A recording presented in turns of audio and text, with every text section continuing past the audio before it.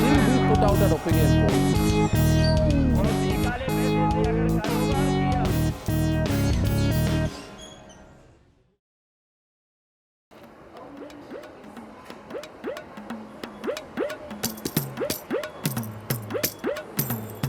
Vote डालने के बाद पार्टी चेंज क्यों करता है, यही दिक्कत है। I don't like this. We want a stable government.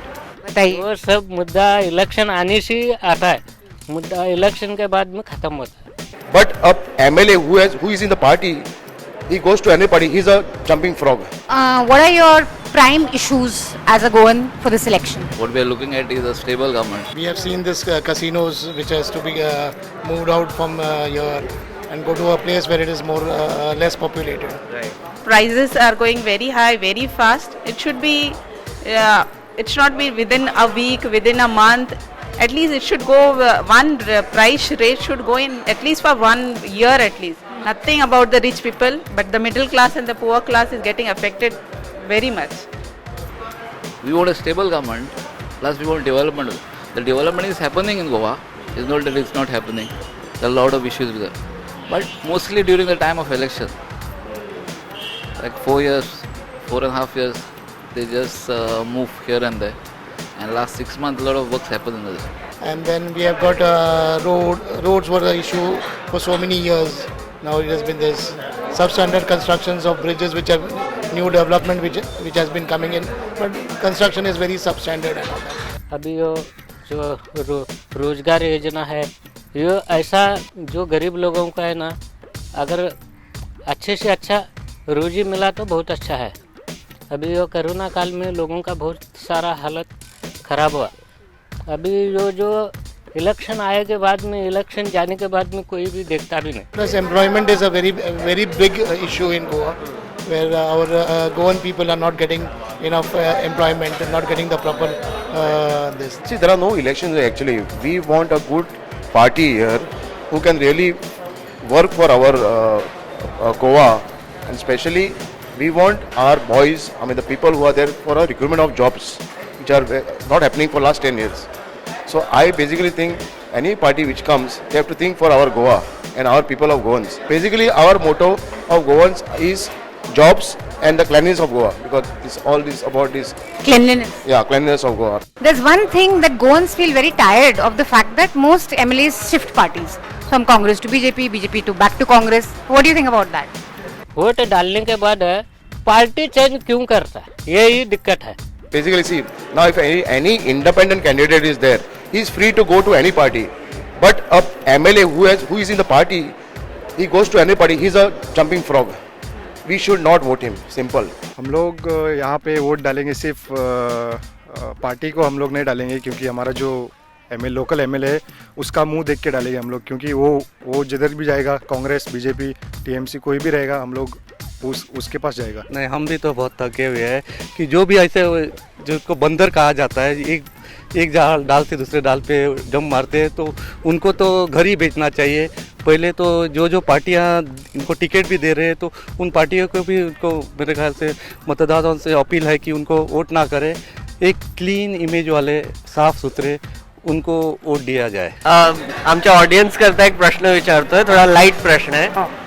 Cafe आरामला येऊन लोकांनी काय ट्राय करावं खायला? कॅफे आराम मध्ये येऊन लोकांनी आमची गोव्याची टिपिकल भाजीपाव आहे ते खाऊन बघायचं। आमची भाजी टचूट फेमस आहे आणि वडापाव खायचा, शिरा खायचा। आमचे almost all dishes are very good, but I cannot say everything. It is to come from the customer's mouth. But me, as a owner's son, I can tell that. My father has started, and I am Samir Kesarkar. My father has started the restaurant 54 years back. तो यहाँ पर जैसे बतौर खिलाड़ी 2 साल से Covid था, बहुत सारी चीज़ें रुक गई थी, तो एज अ स्पोर्ट्स पर्सन आप लोगों को भी बहुत कुछ दिक्कतें हुई या सब कुछ नॉर्मल था आप लोगों के लिए? नहीं, बहुत दिक्कतें हुई, क्योंकि हमारे गेम भी जो अभी था लास्ट ईयर वो पोस्टपोन हुआ, और हम लोग को फिर से घर भेजा था उन लोगों ने कोविड की वजह से, तो काफ़ी कुछ प्रॉब्लम हुआ था हमारे लिए। I stay in Kalangood, where we have like number of hotels which are there. So we were giving rations to a lot of migrants over there. They were completely touch of. The government has not helped a lot, but local MLA from there has helped a lot. Business में तो बहुत गिरावट आ गई है। तो जब हमारा first wave आया था वो टाइम में जब हम लोगों ने वापस 3 वीक के बाद रेस्टोरेंट चालू किया just for parcels, our business came down to 40% approximately, 40-45%, less than half 50%, क्योंकि सब लोग डर रहे थे और माहौल इतना डरावना था कि लोग बाहर ही निकल नहीं रहे थे। The first leg of another election show comes to an end. We are leaving Goa today. We're going to be going to Uttarakhand, Punjab and then Uttar Pradesh next. So we're coming to your cities and your towns. We landed in Goa on January 26th and today is February 1st. Yeah. So we're leaving on February 1st. We've got you interviews from here. 4 interviews. 2 of the interviews are out and 2 more are set to come, which is the AAP CM candidate and Digambar Kamath.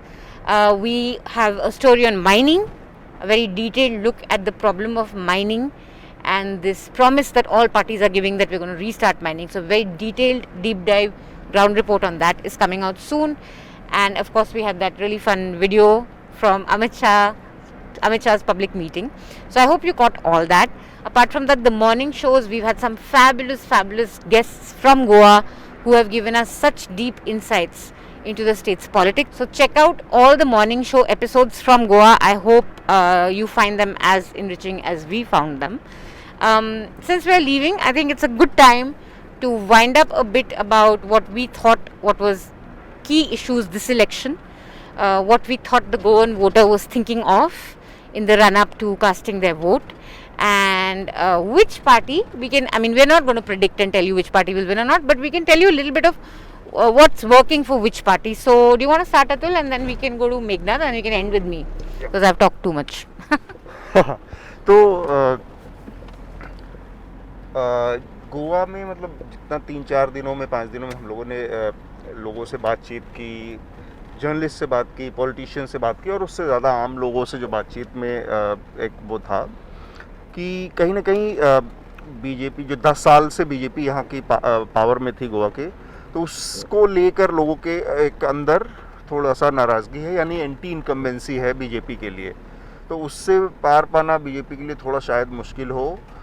और मुद्दों के लिहाज से अगर देखें तो जो मुद्दे लोगों के दिमाग में चल रहे हैं उसमें गोवा के अलग अलग कई हिस्से, जैसे पंजिम जैसा जो इलाका है जो बहुत अर्बन इलाका है, शहरी इलाका है, वहाँ के मुद्दे थोड़ा एकदम अलग तरह के हैं। जब हम थोड़ा सा नॉर्थ गोवा की साइड में उन इलाकों में गए जहाँ पर माइनिंग होती है, जहाँ पर बड़ी बड़ी आयरन ओर की खदानें हैं, वहाँ पर जो मुद्दा है वो पूरी तरह से अलग है। और आयरन ओर की माइनिंग जो है वो यहाँ पर एक बड़ा मुद्दा है, बड़ा मुद्दा लोगों के लिए भी है और पॉलिटिशियंस के लिए भी। अगर आप देखें तो लगभग 4 जो बड़ी पार्टियाँ यहाँ पर कॉन्टेस्ट कर रही हैं, भारतीय जनता पार्टी, कांग्रेस, आम आदमी पार्टी, टीएमसी, सब ने वादा किया है कि वो माइनिंग को शुरू करवाएंगी। अब ये एक बड़ा पेंच है कि राजनीतिक दल वादा कर रहे हैं कि वो माइनिंग शुरू कराएंगे, जो कि माइनिंग 2012 से बंद है सुप्रीम कोर्ट के ऑर्डर के बाद। तो ये कैसे होगा और कैसे सुप्रीम कोर्ट के ऑर्डर के साथ पॉलिटिकल पार्टियां टैकल करेंगी, इसका जवाब किसी के पास नहीं मिला। हमने कई नेताओं से इसको समझने की कोशिश की, वो बस केवल एक बहुत पॉपुलर जो ऐलान होता है चुनाव से पहले वो कर रहे हैं कि भाई वो चालू करवा देंगे। और उसकी वजह ये है कि अलग अलग नंबर हैं। कोई कहता है 3 लाख की आबादी गोवा की करीब करीब माइनिंग पर निर्भर थी, कोई कहता है 1.5 लाख 1 लाख थी, कुछ लोगों का आंकड़ा है कि भाई 20,000 25,000 या 30,000 तक थी। तो आंकड़े अलग अलग हैं, लेकिन ये बात सच है कि बड़ी आबादी की रोजी रोटी का जरिया माइनिंग रहा है यहाँ पर। तो इसलिए उस वोटर को लुभाने के लिए सारी पार्टियाँ कमर कसकर तैयार हैं। उसमें किसको मिलेगा किसको नहीं मिलेगा ये थोड़ा सा प्रेडिक्ट करना मुश्किल है, क्योंकि 4 पार्टियाँ बहुत उससे लड़ रही हैं। अगर अपनी बात करें जो हमारे समझ में आया लोगों से बातचीत करके, तो ये है कि कांग्रेस पार्टी को थोड़ा सा एज है, क्योंकि टीएमसी के साथ एक बड़ा चक्कर है कि भाई कोई क्रेडिबल फेस नहीं है या कोई और उनके पास उनका कोई इससे पहले पीछे कहीं दिखाने के लिए कोई काम नहीं है गोवा में, तो उनके साथ नए का ठप्पा है। आम आदमी पार्टी के साथ कुछ पॉकेट्स में जोश है या कुछ पॉकेट्स में उसको समर्थन है, पूरे गोवा में उसका नहीं है। कांग्रेस को इस लिहाज से फ़ायदा है कि कांग्रेस की जो प्रेजेंस है पूरे गोवा में है भारतीय जनता पार्टी की तरह से, और उसने एक काम और अच्छा किया है कि बहुत बदनाम है जो ये सूबा कि भाई कोई भी पार्टी का से कोई कमिटमेंट नहीं है, आइडियोलॉजी से कमिटमेंट नहीं है, एमएलए चुने जाते हैं बाद में इधर चले जाते हैं, तो मतलब बहुत बुरी हालत है जो डिफेक्शन की पॉलिटिक्स है, दल बदल की जो राजनीति है। तो कांग्रेस को इस लिहाज से एक एज दिख रहा है कि उन्होंने जो लोग दल पार्टी छोड़कर गए थे फिर से आने की कोशिश की, तो ऐसे लोगों से दूरी बनाए रखी है और लोगों के अंदर इस चीज़ को लेकर एक नाराजगी, ये एक बड़ा मुद्दा है कि भाई ऐसे लोगों से गोवा की राजनीति को बचाया जाए। तो माइनिंग, दल बदल, इन तमाम चीज़ों को देखते हुए ऐसा लग रहा है कि भारतीय जनता पार्टी के लिए इस बार मुश्किल होने वाली है वोटर के नज़रिए से। लेकिन अगर आप पिछला उदाहरण देखें तो भारतीय जनता पार्टी सिर्फ 13 सीटों से सरकार के बाद बना पाई थी सरकार, 17 सीटें लाकर भी कांग्रेस सरकार नहीं बना पाई थी। तो ये गोवा की राजनीति है, इसलिए कुछ भी बहुत भरोसे से प्रेडिक्ट करना हमेशा खतरनाक होता है, खासकर राजनीति में। सो अतुल ने डिफेक्टर्स की बात करी और आई थिंक एक बहुत इंपॉर्टेंट चीज़ समझने की ये भी है गोवा में दैट कैंडिडेट्स बहुत इंपॉर्टेंट है लोगों के लिए। तो इसलिए थोड़ा कंफ्यूजिंग हो जाता है प्रिडिक्ट करना कि किसका एडवांटेज है, क्योंकि बहुत से लोग ये बोलते हैं कि हमें पार्टी से ज़्यादा नहीं फ़र्क पड़ता, हमें फ़र्क पड़ता है हमारे कैंडिडेट से, वो हमारा काम करेगा या नहीं, और हम कितने क्लोज मतलब कितना अप्रोचेबल है हमारा कैंडिडेट। और गोवा में सभी MLAs approachable, they have to be approachable because constituencies छोटी हैं तो, और बहुत पर्सन टू पर्सन, मतलब यहाँ door to door, literally door to door होता है।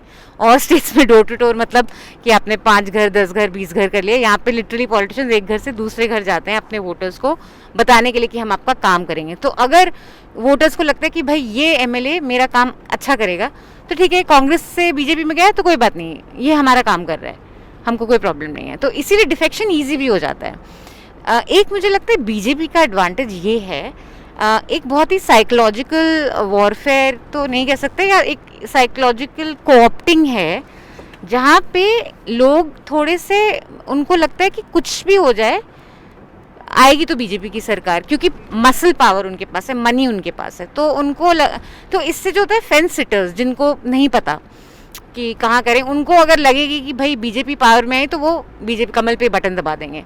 So this works because one big demand Goans have, I feel, is stability. They want a stable government. So then if you have people thinking कि भाई BJP is only going to form, might as well vote for BJP, at least it'll be stable. दल बदल तो नहीं होगा, इधर से उधर तो नहीं जाएंगे, ये नहीं होगा। तो I think that is one thing that works to BJP's advantage. Infrastructure is again a huge issue. I didn't see many people very happy with the current CM in Goa.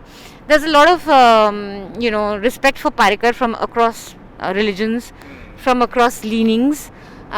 But for this current CM, there is not that kind of affection for him. They do feel कि roads का काम अच्छा नहीं हुआ है 2-3 साल में. They do feel कि jobs का काम बिल्कुल नहीं हुआ है, employment नहीं मिली. And when we say employment, it means government employment. So it is not as if Goans are unemployed, but they may have a private job, but they want a government job. So that is also a big.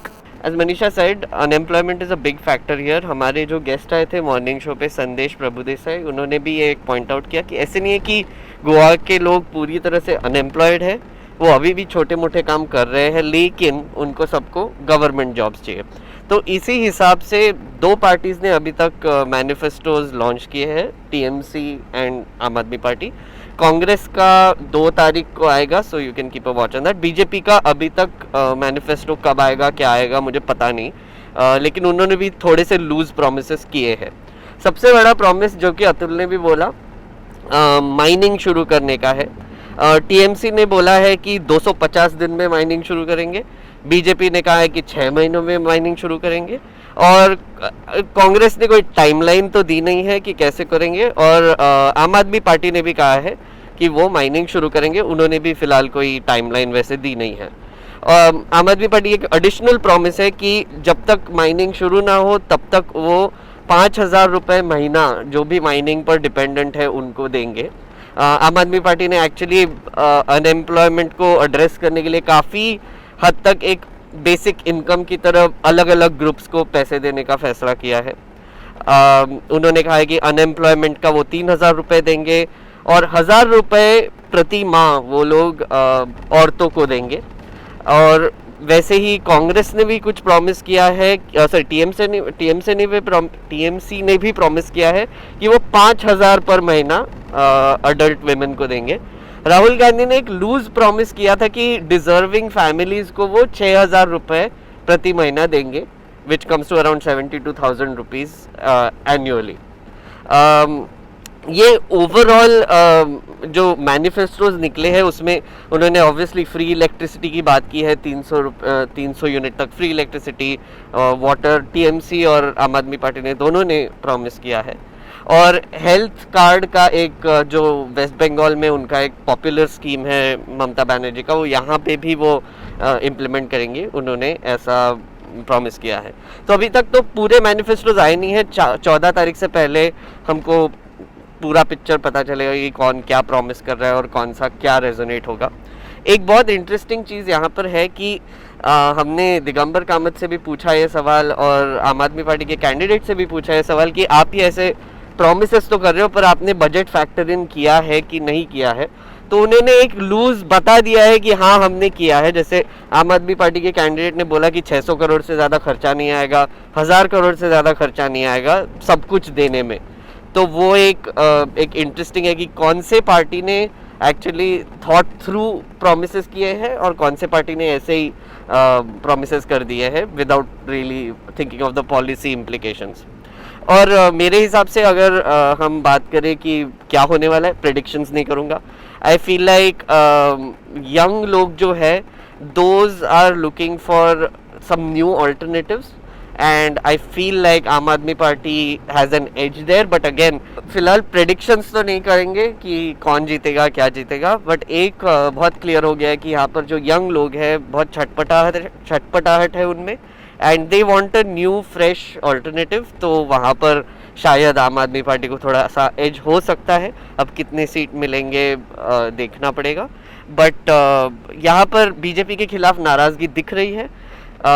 Congress की तरफ भी थोड़ा support दिख रहा है, लेकिन individual candidates की तरफ ज़्यादा लगाव है। कुछ लोगों ने हमसे कहा कि कोई भी पार्टी में चले जाए हम उन्हीं के लिए वोट करेंगे, ऐसा एक काफ़ी सेंटिमेंट है।